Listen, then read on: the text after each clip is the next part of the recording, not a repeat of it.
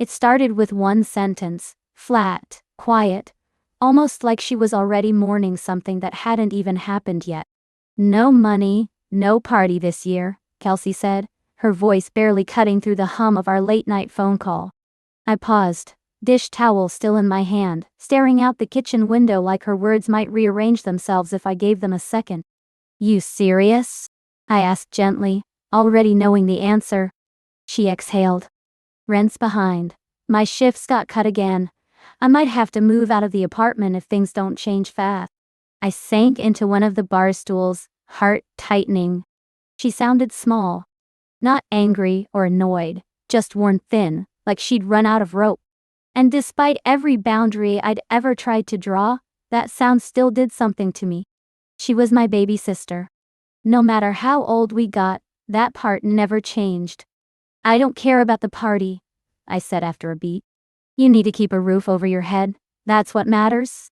She didn't say anything, but I could hear the mix of relief and shame in her silence. And that was all it took. Later that night, I pulled open the emergency envelope tucked in my dresser, counted out enough for 1 month's rent, and slid it into a plain white envelope. I left it in my bag near the door, ready to drop off first thing in the morning. Because when your family says they're drowning, you don't ask for proof. You just dive in. And at the time, I thought I was doing the right thing. God, I really did. Kelsey's voice was small when she called, too quiet for someone who usually breezed through conversations with half laughs and big opinion. "I don't think I can make rent this month," she said. "They cut my hours again. I'm behind, like really behind. I might have to move out." I paused, fingers hovering over my laptop keyboard. For a second, I didn't even know how to respond. She wasn't dramatic this time.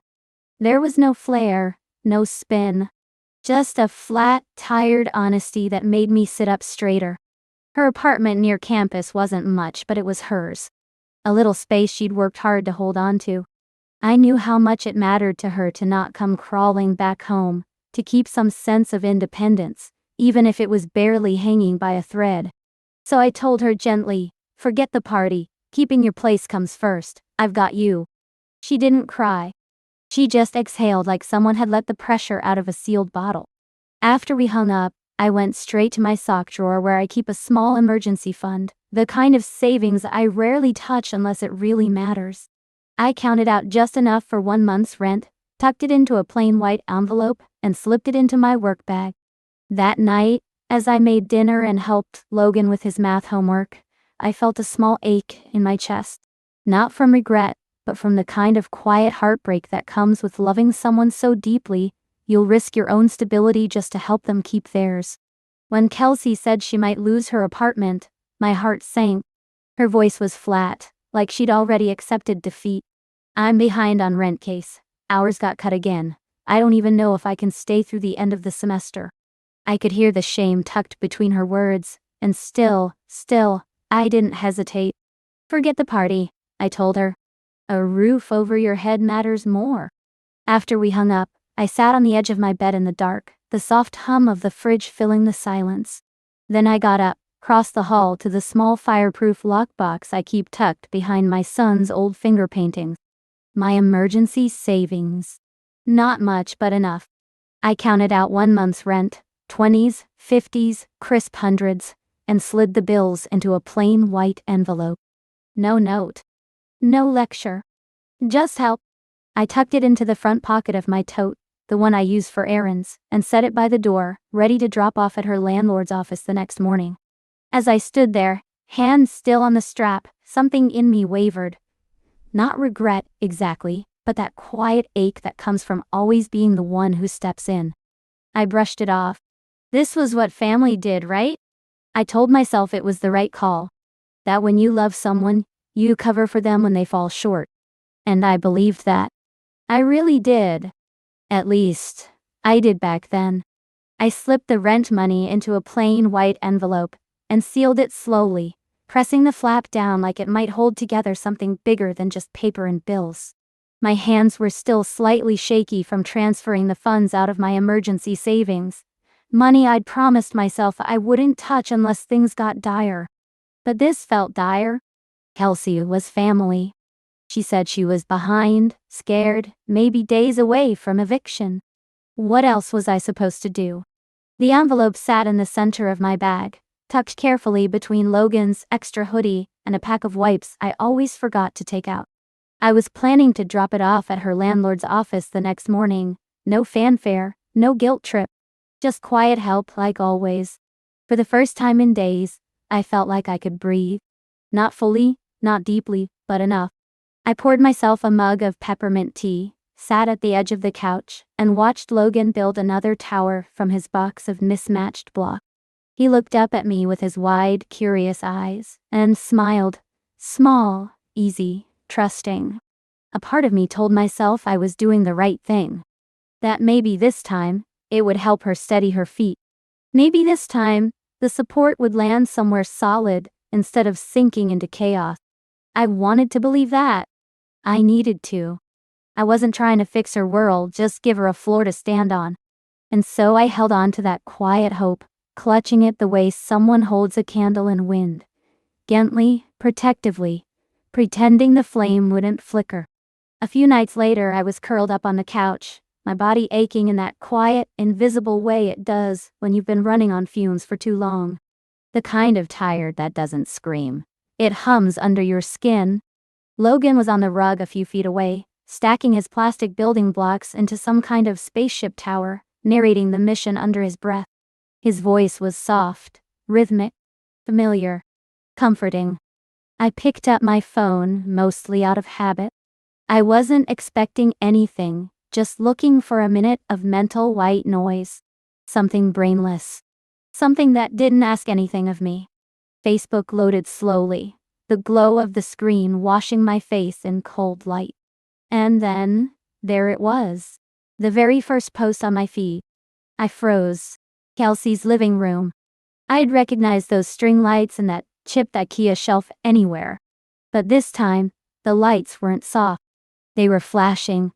G-level strobe lights bouncing off walls that, just days ago, felt heavy with worry. People were everywhere. Holding plates, stacked with catered food. Champagne bubbling in a glass tower. Laughter caught mid-photo. Clip after clip. Every angle screaming the same thing. Party. Not survival. Not rent stress. Not desperation. Just celebration. Logan looked up, followed my gaze. Didn't she say she wasn't having a party this year? He asked, frowning slightly. I couldn't answer. My throat locked up. All I could do was stare at the phone screen like it was a punch I should have seen coming. I was just trying to unwind. Logan was stacking plastic blocks on the rug, humming to himself, and I grabbed my phone for a minute of mental quiet. I opened Facebook out of habit, barely paying attention, until the first video stopped me cold. It was Kelsey's apartment.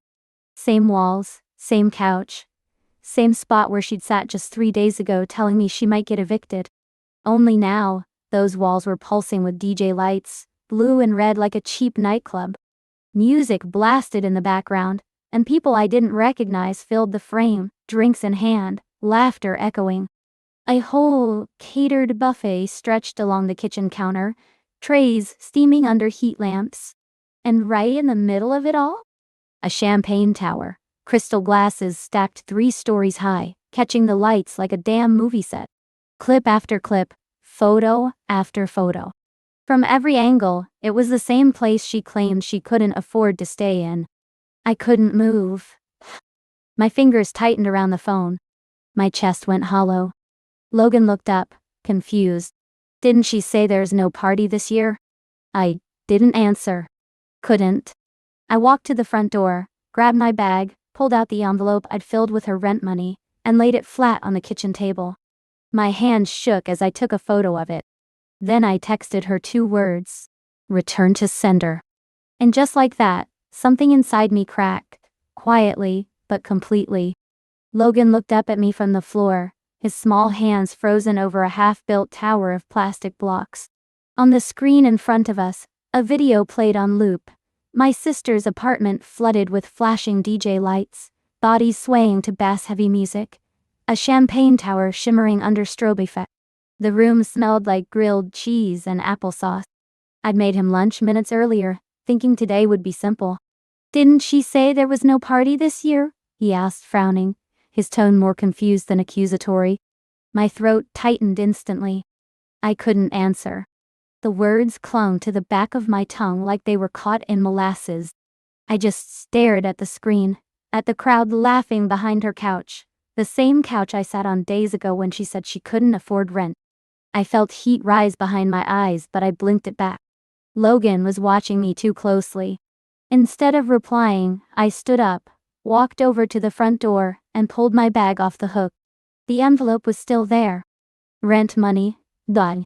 1 month's worth of faith. I laid it flat on the kitchen table, snapped a photo with my phone, and sent it to her with 2 words, "Return to sender." Logan didn't say anything else. He just quietly returned to his blocks, while the party flashed on, celebrating a lie I had helped fund. And in that moment, with my son's innocence beside me, and betrayal flickering from my screen, something broke inside me. Not with noise, but with the cold, clean snap of clarity. I didn't even realize I'd stopped breathing until the phone slipped from my hand and landed on the couch beside me. The video was still playing, looping the same flashes of DJ lights bouncing off the champagne tower. Her laughter echoed beneath it all, effortless and cruel. For a long moment, I just stared at the screen, then at the bag hanging on the hook by the door, the one I'd dropped the rent envelope into 3 days ago. My legs moved before my mind caught up. I crossed the room, pulled the envelope out, and held it in my hands like it might burn through my fingers. It should have felt like help. It felt like a punchline. I set it down on the kitchen table, right where the morning light caught it. Then I stepped back, opened the camera app on my phone, and snapped a photo. No caption. No lecture. Just the truth, frozen in one still image. I texted it to her. 2 words. I didn't wait for a reply. Didn't need one. I stood there, the silence heavy, the envelope glowing soft gold under the window. And something inside me clicked. Not loudly. Not dramatically. Just, finally. This wasn't about money anymore. It was about trust. And that trust? She'd spent it. Cashed it in for a party full of strangers, lights, and lies. The pain was still there, sure. But it had a new shape now. Boundaries. Not walls, but something close. And this time, I wasn't the one bending. By the time my phone had buzzed for the 5th time that night, I didn't even need to check the screen. It was my dad, Robert Miller, calling again and again, like urgency could fix the fracture he didn't yet understand.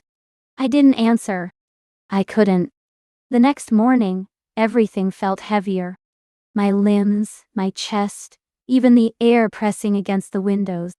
I moved on autopilot, pouring cereal for Logan while trying to scrub last night's images out of my mind.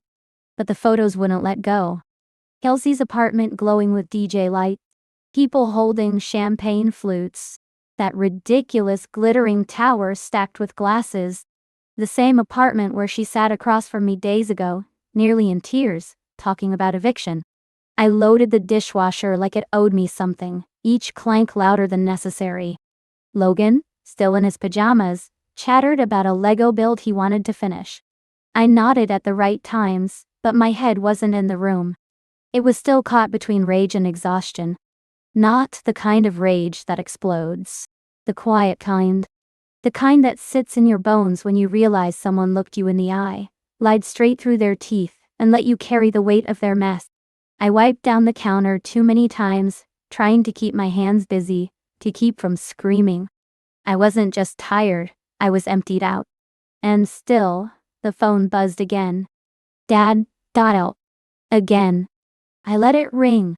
Because the only thing heavier than betrayal is knowing the fallout is already knocking, and you're the only one being asked to clean it up. I sat at the edge of my bed, jacket half-zipped, fingers curled tight just to stop the shaking. The apartment around me was still. Logan was in his room humming to himself, but inside my chest, something had cracked. Not loud, not sudden. Just a quiet, splintering shift. It hit me then, harder than I expected. Trust inside a family doesn't shatter all at once. It chips away. Slowly. One well-placed lie. One carefully performed crisis. One manipulation disguised as a plea. That's all it takes. And this time, it came from the person who used to cry on the bunk below mine, who once shared my peanut butter sandwiches in the back seat of our mom's Subaru. I wanted to believe she was drowning, not pretending. That she reached out because she had no other choice. But the party lights still burned in my mind. The buffet, the DJ, the champagne tower. All of it choreographed. All of it planned. And me? I was the one who stepped in, again. Believing. Bending. Stretching my budget because that's what family does, right? But now I couldn't shake the truth. I'd been played. Not by a stranger. By my own sister. And that betrayal, it carved out a space in me I didn't know was there. A hollow space where trust used to live. I hated feeling this way. Suspicious. Guarded. Like love needed receipts now. But maybe the worst part wasn't even the lie. It was realizing how easily I accepted it, because I wanted to believe she'd finally changed. And that maybe, just maybe, this time would be different. It never is. It wasn't the party that broke me. Not the lights, not the thumping music, not even the champagne tower that looked like it cost half a paycheck. What gutted me was how easily she lied. The way Kelsey had sat across from me, eyes wide, voice trembling, saying she was behind on rent. Like survival was hanging by a thread. She made me feel selfish for even hesitating. And I believed her. I dipped into savings I'd built slowly, month by month, trading takeout dinners for frozen pasta, skipping movies, holding off on new shoes for Logan. I didn't blink. I handed her rent money like it was oxygen. And then days later, there she was on my phone screen, laughing under party lights in that same apartment she said she might lose. The betrayal didn't scream, it simmered. Quiet, steady, cutting deeper with every replay. Because the truth didn't just sting. It rewired something in me. She didn't flinch while lying to my face. She didn't hesitate to take what I couldn't really afford to give. She didn't think I'd ever notice. And the worst part? She's done it before. Different story, same playbook. I stood in the kitchen, staring at the counter where that envelope used to be, and all I could think was, this isn't about rent. This isn't about money. This is about trust and how easily she uses mine like spare change. My hands shook, not from anger, but from the slow, awful realization that I wasn't helping her anymore. I was enabling her. And I was done. I stood on the stairwell of my apartment, cold wind scraping across my cheeks like it knew something I didn't want to admit. Across the street, the row of student houses buzzed with life, laughter, music, someone dragging a trash bin down a cracked driveway. The kind of chaos that always feels just shy of collapse. The kind of place my sister Kelsey had made her stage. And suddenly, it hit me, sharp and quiet. None of this had ever been random. Not the tears. Not the timing. Not the urgent late night calls about rent or jobs or just trying to survive. She'd never stumbled into crisis. She curated it, built it, packaged it with trembling hands and wide eyes, just helpless enough to make people lean in. I used to think she was drowning. Now I saw it. She was swimming in the drama she created, and I kept throwing her lifelines she didn't even want. I hated how familiar this realization felt. Like I'd known it for years but kept shoving it back into the dark because hope feels better than truth. My stomach knotted, not from anger but from the bitter taste of finally seeing things clearly. This wasn't about one party. It was about the pattern. Kelsey didn't cry for help, she auditioned for sympathy. And I, every damn time, bought a front row seat. I watched a group of students spill out of a porch across the street, laughing like the world was light. And I stood there, older, wiser maybe, wondering how many more times I was supposed to pay for someone else's performance. It hit me in waves, the kind that don't knock you down all at once, just keep pulling at your footing until you realize you're already sinking.